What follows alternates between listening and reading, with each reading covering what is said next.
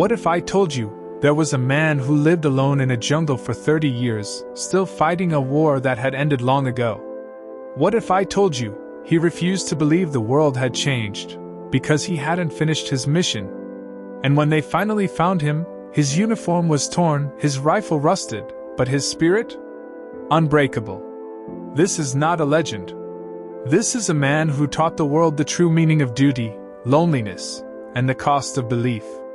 It was 1944. World War II was nearing its end. In the dense jungles of Lubang Island in the Philippines, a young Japanese soldier named Hiroo Onoda was given a final order. Hold this island. Do not surrender. No matter what. The war was collapsing. Cities were burning. But Hiroo followed orders like his life depended on it. He didn't know that it would. In 1945, Japan surrendered. The world cheered. The guns stopped. Peace returned. But in the jungle, Onoda kept fighting. He thought the surrender was a trap. Even when planes dropped leaflets that said, "The war is over," he burned them. Fake news, he believed. For the next 30 years, he hid in the jungle. He survived on bananas. He stole rice. He fixed his uniform.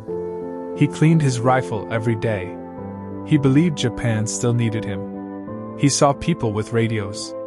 He saw newspapers. He thought it was enemy propaganda. He trusted his last order more than the entire world. He wasn't alone at first. There were 3 others with him. One was killed in a shootout. Another gave up and surrendered. The last one was shot by local police. Eventually, Onoda was the last ghost of a dead war. In 1974, a Japanese traveler named Norio Suzuki came to the island, determined to find the myth.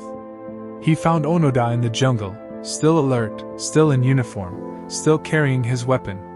But Onoda refused to leave. He said, "I will not surrender until my commanding officer relieves me personally." So they found his old commander, now a bookseller in Japan, and flew him to the jungle. He came in full uniform and said, "Soldier Onoda, I order you to stand down." Only then, after 30 years, did Hiroo Onoda lower his rifle. Only then did he come home. He returned to a country he didn't recognize. Skyscrapers, neon lights, fast food, cars, television. His country had moved on. But when asked if he regretted those 30 years of living in the jungle, he said, "I don't.